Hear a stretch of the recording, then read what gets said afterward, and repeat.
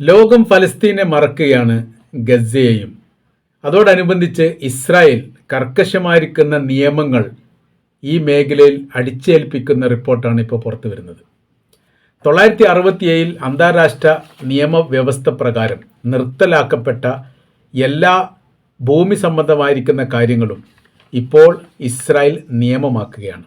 West ബാങ്കിൽ കുടിയേറ്റം നിയമമാക്കിയതായിട്ട് Israel പ്രഖ്യാപിച്ചു. 2026 ഫെബ്രുവരി 15 അതായത് കഴിഞ്ഞ ദിവസം ഇസ്രായേലിൻ്റെ സുരക്ഷാ മന്ത്രിസഭയാണ് വെസ്റ്റ് ബാങ്കിൽ ഭൂമി രജിസ്റ്റർ ചെയ്യാനുള്ള ഒരു നിയമം കൊണ്ടുവന്നത്. ഇതുവരെ അതില്ലായിരുന്നു. 967 അറബ് ഇസ്രായേൽ യുദ്ധത്തോടനുബന്ധിച്ചാണ് ജോർദാനിൽ നിന്ന് വെസ്റ്റ് ബാങ്ക് എന്ന് പറയുന്ന പ്രദേശം ഇസ്രായേൽ പിടിച്ചെടുത്തത്. പിന്നീട് അവരുടെ ഭൂമിയോട് കൂട്ടിച്ചേർത്തുകൊണ്ട് അവരുടേതാണെന്നൊക്കെ പറഞ്ഞു. പിന്നീട് അന്താരാഷ്ട്ര സമ്മർദ്ദവും വിഷയങ്ങളും പ്രശ്നങ്ങളും ഉണ്ടായ സമയത്താണ് പിന്നീട് അതിന് ഒരു പ്രത്യേകമായിരിക്കുന്ന ഒരു അധികാരം ഫലസ്തീൻ അതോറിറ്റി, അതായത് ഫലസ്തീനികൾക്ക് ഇസ്രായേൽ ഭാഗിച്ചുകൊണ്ട് നൽകുന്നത്. എന്നാലും ഇവിടെ ഇടപെടലുകളും സൈനികമായ രീതിയിലുള്ള ഏറ്റുമുട്ടലുകളും അതോടെ തന്നെ അറസ്റ്റും അങ്ങനെ അത്തരം പ്രവർത്തനങ്ങളൊക്കെ, അതായത് അവരുടെ ഭൂമിയെ പോലെ കൈകാര്യം ചെയ്യുന്ന ഒരു പ്രവൃത്തി വെസ്റ്റ് ബാങ്കിൻ്റെ ആന്തരികമായിരിക്കുന്ന മേഖലകളിൽ എല്ലാ കാലത്തും ഇസ്രായേൽ ചെയ്തു വരാറുണ്ട്. അവിടുത്തെ ഭൂമിയുടെ ഇപ്പോഴത്തെ നിലവിലെ സ്ഥിതിയിൽ 60% ഈ പറയപ്പെട്ട രജിസ്ട്രേഷൻ നിയമത്തിൻ്റെ പരിധിയിൽ പെടുന്നതാണ്. അതായത് കുടിയേറ്റക്കാർക്ക് പുതിയ രീതിയിലൊരു ധൈര്യവും സംരക്ഷണവും സുരക്ഷിതത്വം നൽകുക എന്നുള്ളത് തന്നെയാണ് ഉദ്ദേശിക്കുന്നത്. പാലസ്തീനികളുടെ ഭൂമി പിടിച്ചെടുത്തതിന് ശേഷം അതിൽ ആധിപത്യം സ്ഥാപിക്കുക, അത് ഭൂമിയാണെങ്കിലും വീടാണെങ്കിലും അവരെ ഇറക്കി വിടുക.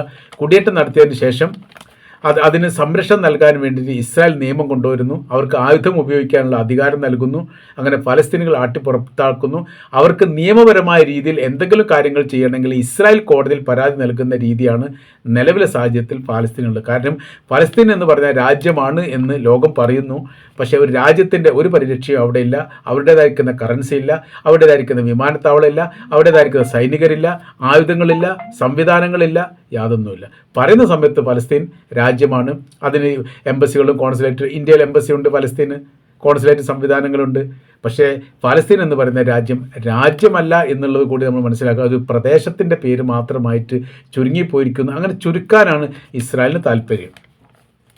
വെസ്റ്റ് ബാങ്ക് എന്ന് പറയുന്ന പ്രദേശം 3 വിഭാഗമായിട്ടാണ്, 3 ഭാഗമായിട്ടാണ് അതിനെ ഭാഗിച്ച് വെച്ചത്. അതിൽ area A, area B, area C എന്നായിട്ട് നമുക്കതിനെ വിവർത്തനം ചെയ്യാൻ വേണ്ടി സാധിക്കും. അങ്ങനെയാണ് അന്താരാഷ്ട്ര മേഖലയിലൊക്കെ ഈ വിഷയവുമായിട്ട് ബന്ധപ്പെട്ട് പരിചയപ്പെടുത്താറുള്ളത്. വെസ്റ്റ് ബാങ്ക് എന്ന് പറഞ്ഞാൽ മൊത്തം വെസ്റ്റ് ബാങ്ക്, അതിന് കംപ്ലീറ്റ് ഫലസ്തീനുകൾ, കംപ്ലീറ്റ് ഒരേ നിയമങ്ങൾ, ഒരേ സംവിധാനങ്ങൾ, ഒരേ രീതികൾ, അങ്ങനെയൊന്നും അല്ല. അതിൽ നിന്ന് വ്യത്യസ്തതയുണ്ട്. അതിൽ ഈ അതിർത്തി പങ്കിടുന്നത് ഇസ്രായേലാണെന്ന് പറയാം. ചുറ്റുഭാഗം അതിർത്തി ഇസ്രായേലിൻ്റെതാണ്, ഒരു ഭാഗം മാത്രം ജോർദാൻ്റെതാണ്. ജോർദാനിൻ്റെ ഭൂമിയിൽ നിന്നാണ് പിടിച്ചെടുത്തതെന്ന് നമ്മൾ പറഞ്ഞു.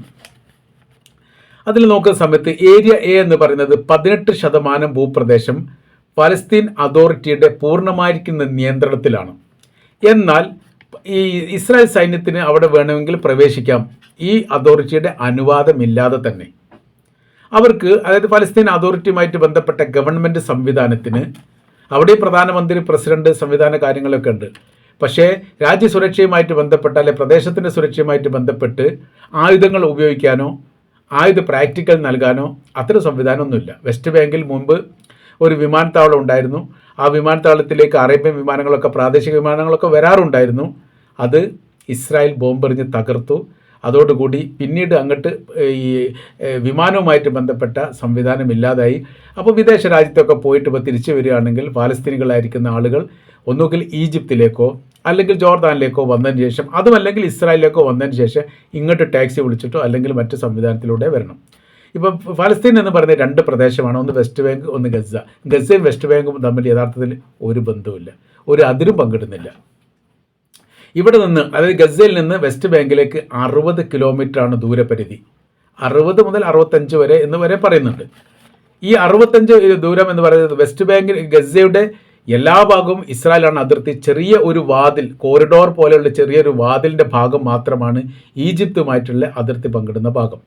അവിടെയാണ് ഇപ്പോൾ റഫ അതിർത്തി എന്ന് പറഞ്ഞിട്ട് ഈ ഇസ്രായേൽ നിയന്ത്രണം ഏർപ്പെടുത്തി. അതുകൊണ്ട് ഇവിടെ നിയന്ത്രണം ഇസ്രായേലിൻ്റെ ആയതുകൊണ്ട് ഇസ്രായേൽ ഇപ്പോൾ സൈനികരുടെ അനുവാദമില്ലാതെ ഗസക്കാർക്ക് പുറത്തു പോകാനോ പുറത്തുള്ളവർക്ക് അകത്ത് കയറാനോ കഴിയില്ല. അതാണ് ഗസ എന്ന് പറയുന്നത്. ചുറ്റുഭാഗമുള്ള പ്രദേശം ഇസ്രായേലിൻ്റെതും ഒരു ഭാഗം മെഡിറ്ററേനിയൻ കടലുമാണ്. മെഡിറ്ററേനിയൻ കടലിൻ്റെ നിയന്ത്രണം ഇസ്രായേലിൻ്റെതാണ് എന്ന് പറയുന്ന സമയത്ത് ഏകദേശം ഗസയിൽ നിന്ന് 20 കിലോമീറ്റർ 20 നോട്ടിക്കൽ മൈൽ വരെ പാലസ്തീനികൾക്ക് മീൻ പിടിക്കാനുള്ള അധികാരം ബോട്ടിലൂടെ നൽകിയിട്ടുണ്ട്. ബോട്ട് മാത്രം, കപ്പൽ അവർക്ക് ഉപയോഗിക്കാൻ വേണ്ടി പറ്റില്ല. എന്നാൽ പ്രത്യേകമായിരിക്കുന്ന സാഹചര്യത്തിൽ അവരത് പാടില്ല എന്ന് പറഞ്ഞാൽ നിർത്തിവെക്കേണ്ടി വരും. ഒരുപാട് ബോട്ടുകളൊക്കെ ഈ യുദ്ധവുമായിട്ട് ബന്ധപ്പെട്ട് തകർത്തിട്ടുണ്ട് ഇസ്രായേലിൽ എന്ന റിപ്പോർട്ടൊക്കെ പുറത്തു വന്നതാണ്. ഇനി നമ്മൾ വെസ്റ്റ് ബാങ്കിലേക്ക് നോക്കുന്ന സമയത്ത് ഇവിടുന്ന് 60 കിലോമീറ്റർ ദൂരമാണ് വെസ്റ്റ് ബാങ്ക് എന്ന് പറയുന്ന പ്രദേശം. ഗസയിൽ ഭരിക്കുന്ന ഹമാസാണ്, നമുക്കറിയാം. ജനാധിപത്യമായി തിരഞ്ഞെടുത്തിട്ടാണ് ഹമാസ് അവിടെ ഭരണം നടത്തുന്നത്. അവിടെ വെസ്റ്റ് ബാങ്കിലെ പലസ്തീൻ അതോറിറ്റി മത്സരിച്ചിരുന്നു. അവർക്ക് പ്രത്യേകിച്ച് സീറ്റ് കിട്ടിയിട്ടുണ്ട്, എണ്ണൽ വളരെ കുറവാണ്, അതുകൊണ്ട് ഭരണം കിട്ടിയിട്ടില്ല. വെസ്റ്റ് ബാങ്കിൽ ഈ ഹമാസ് മത്സരിച്ചിരുന്നു. ഹമാസിന് വേണ്ട രീതിയിലുള്ള മുന്നേറാൻ വേണ്ടി സാധിച്ചിട്ടില്ല. അവിടെ പലസ്തീൻ അതോറിറ്റിയാണ് ജനാധിപത്യ പ്രകാരം തിരഞ്ഞെടുക്കപ്പെട്ടത്. ഗസയും പലസ്തീനും തമ്മിൽ ഒരു ബന്ധവുമില്ല. മാത്രമല്ല, ഗസയിൽ നിന്ന് ഫലസ്തീനികളിലേക്ക് വെസ്റ്റ് ബാങ്കിലേക്ക് ഒരു ഫലസ്തീനിക്ക് പോകണമെങ്കിൽ വിസ പോലെയുള്ള സംവിധാനങ്ങൾ വേണം. അത് ഈ ഇസ്രായേലിൻ്റെ അതോറിറ്റിക്ക് അപേക്ഷ കൊടുക്കണം, അത് സ്വീകരിക്കണം. ആരെ കാണാൻ പോകുന്നു, എന്തിനു പോകുന്നു, എപ്പോൾ തിരിച്ചു വരും, ഈ കാര്യത്തെക്കുറിച്ച് കൃത്യമായിരിക്കുന്ന ബോധ്യം ഉണ്ടെങ്കിൽ മാത്രമേ പോകാൻ വേണ്ടി സാധിക്കൂ. അതുകൊണ്ട് വെസ്റ്റ് ബാങ്കിൽപ്പെട്ട പാലസ്തീനികൾ ഗസയിൽ ദുരിതം ഉണ്ടാകുന്ന സമയത്ത് ഇവരെ സഹായിക്കുമെന്നോ, ഇവിടെ ദുരിതം ഉണ്ടാകുന്ന സമയത്ത് വെസ്റ്റ് ബാങ്ക് അങ്ങോട്ട് സഹായിക്കുമെന്നോ നമുക്ക് പറയാൻ വേണ്ടി സാധിക്കില്ല. അവർ തമ്മിൽ ഒരു ബന്ധവുമില്ല എന്ന് ചുരുക്കം. വെസ്റ്റ് ഗസ എന്ന് പറയുന്ന പ്രദേശം നമുക്കറിയാം 1967 ഈജിപ്തിൽ നിന്ന് പിടിച്ചെടുത്താണ്. വെസ്റ്റ് ബാങ്ക് എന്ന് പറയുന്ന പ്രദേശം 1967 അറബ് ഇസ്രായേൽ യുദ്ധത്തിൽ ജോർദാനിൽ നിന്ന് പിടിച്ചെടുത്താണ്. ആ 2 പ്രദേശമാണ് ഇപ്പോൾ ഇസ്രായേലിൻ്റെ കൈവശത്തിലുള്ളത് ചുരുക്കം. നമ്മൾ ഏരിയകളാണ് പറഞ്ഞു വരുന്നത് കേട്ടോ. ഏരിയ എ 18% നമ്മൾ പറഞ്ഞു. ഏരിയ ബി എന്ന് പറയുന്നത് 22%. പൗരന്മാരുടെ ഭരണകൂട സംവിധാനമാണ്. അതായത് സംയുക്തമായ രീതിയിൽ അവിടെ പലസ്തീൻ അതോറിറ്റി മാത്രമല്ല, തിരഞ്ഞെടുക്കപ്പെട്ട മറ്റ് പ്രതിനിധികൾ സംയുക്തമായ രീതിയിലാണ് ഭരണം നടത്തുന്നത്. എന്നാൽ സുരക്ഷാ നിയന്ത്രണം ഇസ്രായേലിൻ്റെ കയ്യിലാണ്. സുരക്ഷയുമായിട്ട് ബന്ധപ്പെട്ട കാര്യത്തിന് ഇവർക്ക് അധികാര കാര്യങ്ങളൊന്നുമില്ല. ആ കാര്യങ്ങളൊക്കെ ചെയ്യേണ്ടത് ആരാണ്? ഇസ്രായേലാണ്. അപ്പോൾ അത് 22ഉം 18ഉം എത്ര 22, 20, 30% കഴിഞ്ഞു. 40% കഴിഞ്ഞു. 40%. ഇനി ബാക്കി വരുന്ന ഏരിയ സി എന്നാണ് 60%. ഈ 60%മാണ് മൊത്തത്തിൽ വിഷയം. 60%ത്തിൻ്റെ പൂർണ്ണ നിയന്ത്രണം ഇസ്രായേലിനാണ്. പൂർണ്ണ നിയന്ത്രണം എന്ന് പറഞ്ഞാൽ സുരക്ഷയുമായിട്ട് ബന്ധപ്പെട്ടും അധികാരവുമായിട്ട് ബന്ധപ്പെട്ടും അവിടെ വൈദ്യുതിയോ അത് സാമൂഹികപരമായിരിക്കുന്ന കാര്യങ്ങൾ വേണമെങ്കിൽ അതിൻ്റെ എല്ലാത്തിൻ്റെയും അധികാരം ഇവരിലാണ്. ഇവിടുത്തെ ജനസംഖ്യ എന്ന് പറയുന്നത്, അതായത് വെസ്റ്റ് ബാങ്കിൽ മൊത്തത്തിലുള്ള ജനസംഖ്യ എന്ന് പറയുന്നത് ഫലസ്തീനികൾ 32 ലക്ഷമാണ്. ഏറ്റവും കൂടുതൽ ഫലസ്തീനികളാണ് 32.